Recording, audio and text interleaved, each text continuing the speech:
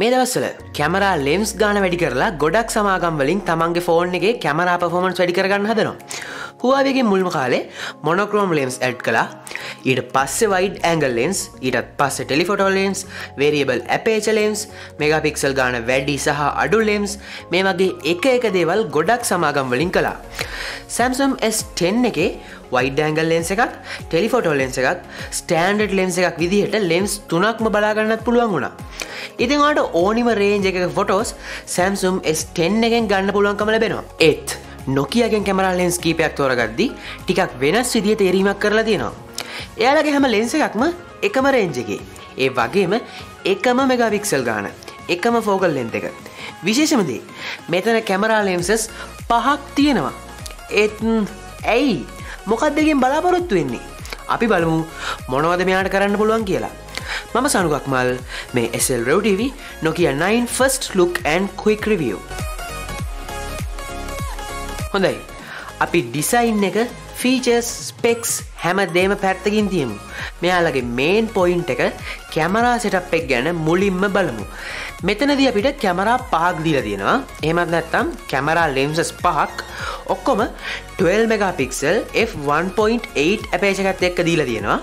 Focal ලෙන්ත් එකත් වෙන්නේ 28 mm. මේ පහෙන් දෙකක් RGB කැමරා විදියට, ඒකෙවි කලර්ස් කැප්චර් කරන කැමරා විදියටත්, තුනක් මොනොක්‍රෝම්, ඒකෙවි black and white විදියටත් කැප්චර් කරනවා. මීට අවුරුද්දකට වගේ කලින් ලයිට් කියලා හඳුන්වපු ඇමරිකන් කම්පැනි එකකින් ලෙන්ස් 16ක් එක්ක කැමරා එකක් හඳුන්වලා දුන්නා. මෙතනදී ඒකේ හිතපු තරම් සාර්ථකුනේ නැහැ. මොකද කැමරා වලට ස්පෙෂලායිස් වුණු එයාලට මේක සමහර විට ෆෝන් එකකට ඇඩැප්ට් කරන්න හරියට තේරුම් ගන්න බැරි වෙන්නේ නැති. කොහොම නමුත් එතන සොෆ්ට්වෙයාර් පාර්ට් එක පොඩ්ඩක් විතර අවුල් වෙලා තිබ්බා. ඉතින් Nokia 9 එක හදන්න Nokia සමාගමත් එක්ක කලැබ් වුණු එක සමාගමක් තමයි ලයිට් කියන්නේ. ගොඩක් දුරට ලයිට් කම්පැනි එකෙන් හાર્ඩ්වෙයාර් පැත්ත මේකෙදි බලාගෙන තියෙනවා. ඒ වගේම කාල් සයිස් ඔප්ටික්ස් වගේ පාවිච්චි කරලා ලෙන්ස් වල ෂාර්ප්නස් වැඩි කරන්නත් උනන්දු වෙලා තියෙනවා. ඉතින් මෙතන කැමරා 5ක් තියෙන්නේ මොකටද? පැහැදිලිවම දැන් එන ගොඩක් ස්මාර්ට්ෆෝන් කැමරාවල බොකේ ඉෆෙක්ට් එකක්, එහෙමත් නැත්නම් බෑග්ග්‍රවුන්ඩ් බ්ලර් කරලා සබ්ජෙක්ට් එක ફોකස් කරලා ෆොටෝස් ගන්න පුළුවන්. එයාලා ලෙන්ස් දෙකක් තුනක් වගේ පාවිච්චි කරලා අපේ බෑග්ග්‍රවුන්ඩ්, ෆෝග්‍රවුන්ඩ්, සබ්ජෙක්ට් අඳුරගෙන ඩෙප්ත් මැප් එකක් හදා ගන්නවා. ගොඩක් දුරට දැනට එන සාමාන්‍ය කැමරා ෆෝන් එකකට පුළුවන් වෙන්නේ ඩෙප්ත් ලේයර්ස් 10ක් වගේ ප්‍රමාණයකට යන්න විතරයි. ඒ කියන්නේ එකින් එකට වෙනස් ඩෙප්ත් ලේයර්ස් 10ක්. ඒත් Nokia 9 එකේ ඩෙප්ත් ලේයර්ස් 1200ක් වගේ ප්‍රමාණයක් හදා ගන්නවා. ඒකෙන් ඔයා ගන්න පෝර්ට්‍රේට් ෆොටෝස් වල බ්ලර් ඉෆෙක්ට් එක ගොඩක්ම ප්‍රොෆෙෂනල් කැමරා එකකට ලං කරනවා. සරලවම එක ළඟ තියෙන ලයිට් බල්බ්ස් දෙකක ෆොටෝස් ගත්තත් මෙයාට පුළුවන් මේ දෙකේ දුරවල් වෙන වෙනම අඳුරගෙන ගැලපෙන විදිහට බ්ලර් ඉෆෙක්ට් එක දෙන්න. ඒ වගේම මේ ෆොටෝස් වල ඩෙප්ත් මැප් එක සේව් වෙන නිසා ඔයාලට පුළුවන් ෆොටෝ එක අරන් ඉවර වුණාට පස්සේ ඔයාලට ඕනිම තැන ආයෙත් ફોකස් කරගන්න. සමහර විට ඔයා ෆොටෝ එකේ මිලිමීටරයක් දුරින් තැනකට ෆෝකස් පොයින්ට් එක මාරු කළත් මේකේ මේ තියෙන ඩෙප්ත් ලේයර්ස් ගන්න හින්දා බොකේ එකේ වෙනසක් බලා ගන්න පුළුවන්. මොනොක්‍රෝම් සෙන්සර් එකකට සාමාන්‍යයෙන් ගොඩක් හොඳට ලයිට් කැප්චර් කරගන්න පුළුවන්. සාමාන්‍ය RGB සෙන්සර් එකකට සාපේක්ෂව 3 ගුණයක් වැඩියෙන් ආලෝකය අඳුර ගන්න පුළුවන්. වගේම මෙතන එන කැමරා පහෙන්ම 10 ගුණයක් අනිත් ෆෝන් වලට වඩා හොඳට ලයිට් කැප්චර් කරන්න පුළුවන්කම තියෙනවා. මේ විදිහට හොඳට ලයිට්ස් කැප්චර් කරලා ඒකෙන් ඔයාලට පුළුවන් අඳුරු නැති ගොඩක් හොඳ ඩයිනමික් රේන්ජ් එකක් තියෙන ෆොටෝ එකක් කැප්චර් කරගන්න. සරලවම ගොඩක් පර්ෆෙක්ට් විදිහට අඳුරු තැන් වගේම ගොඩාක් ආලෝකමත් තැන් පවා එක විදිහට ආලෝකමත් කරලා අපේ ඇස් වලට පේනා වගේ. එහෙමත් නැත්නම් DSLR වගේ ප්‍රොෆෙෂනල් ලෙවල් එකට මෙයාට එන්න පුළුවන් කියලායි Nokia එකෙන් කියලා තියෙන්නේ. මෙතන වලට ලෙන්ස් 5ක් දීලා තියෙනවා. ඉතින් හැම ලෙන්ස් එකෙන්ම එකම ඉමේජ් එක එකම විදිහට කැප්චර් කරගන්න එකෙන් සෑහෙන ඩීටේල්ස් ප්‍රමාණයක් කැප්චර් කරගන්න මෙයාට පුළුවන්කම ලැබෙනවා. ඉතින් ඔයා දැන් ෆොටෝ එකක් ගත්තොත් මෙයා ලෙන්ස් පහෙන්ම ඉමේජ් එක කැප්චර් කරගෙන ඒ හැම ඩීටේල් එකක්ම ප්‍රයෝජනයට අරන් ප්‍රොසෙස් කරලා ගොඩක්ම හොඳ මට්ටමේ ඩීටේල්ස් තියෙන ෆොටෝ එකක් අවුට්පුට් එක විදිහට දෙනවා.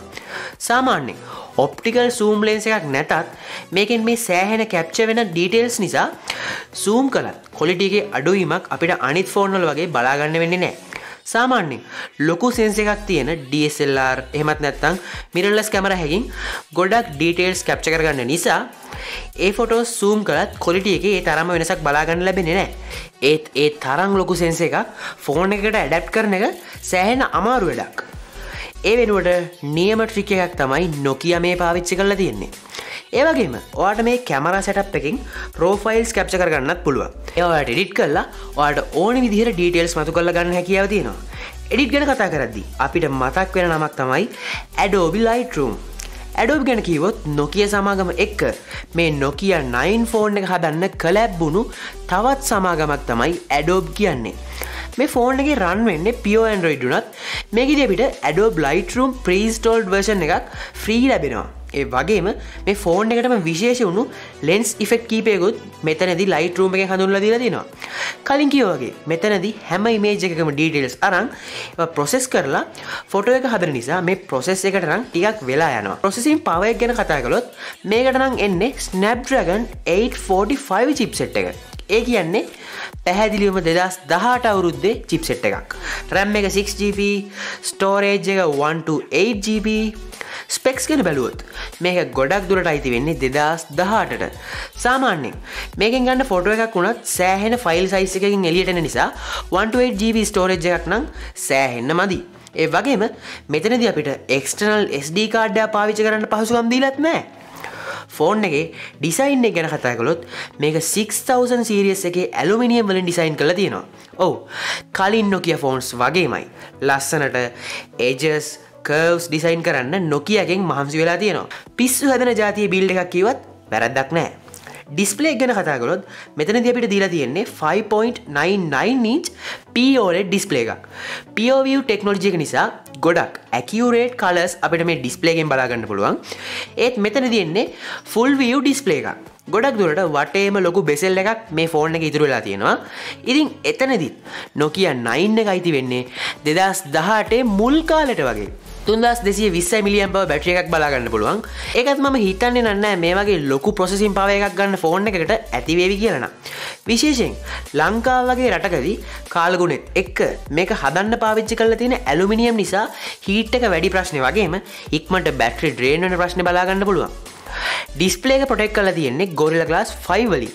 in display fingerprint scan එක නම් මෙතනදී බලා ගන්න පුළුවන්. IP67 mode and rust resistant. සමහර විට IP68 වලට යන්න Nokia එකට තව ටිකක් කල් ඕනි වෙන්න ඇති. හොඳයි. ඇත්තටම මේ ෆෝන් එක හදලා තියෙන්නේ අපි වගේ everyday users ලට නම් නෙමෙයි. මෙතනදී හැම දෙයක්ම කැමරා එක ફોකස් කරලා ඩිසයින් කරලා තියෙනවා. සාමාන්‍යයෙන් ප්‍රොෆෙෂනල් ෆොටෝග්‍රැෆර් කෙනෙක්ට අවශ්‍ය ඩීටේල්ස් පිරුණු හොඳ accurate colors තියෙන photos ගන්න පුළුවන් කැමරාවක් මෙතනදී දීලා තියෙනවා. ඒ වගේම professional level එකේ editing tools ඒවටම හරියන්න හදපු display එක ගොඩක් දුරට ඔයා photography ගැන සෑහෙන උනන්දුවක් තියෙනවා නම් මේ ෆෝන් එක ඔයා වෙනුවෙන්ම ඩිසයින් කරපු එකක්. ෆෝන් එක OnePlus 6T එකට වඩා මිලෙන් වැඩි වුණත් අලුත් ෆ්ලැග්ෂිප් එක බලද්දී සැලකිය යුතු මිල අඩු බවක් දකින්නත් ලැබෙනවා. ඉතින් Nokia 9 එකෙන් අනිත් ෆ්ලැග්ෂිප් වලට හොඳ තරගයක් දේවි කියලා අපිට හිතන්න පුළුවන්. අපි ඉදිරියේදී දේවල් ගැන බලමු. ඔයාගේ අදහස මොකද්ද? අනිවාර්යයෙන්ම කමෙන්ට් එකක් දාන්න. ඔයා මගේ channel එකට අලුත් නම් තාමත් Slrevtv එකට subscribe කරලා නැත්නම් මේ වගේ videos බලන්න කැමති නම් subscribe කරලා එකතු වෙන්න. යාළුවන්ටත් බලන්න වීඩියෝ එක share කරන්න. අලුත් වීඩියෝ එකකින් ආයෙත් හමු වෙමු. සුබ දවසක්. ස්මාර්ට් විදියට ඉන්න.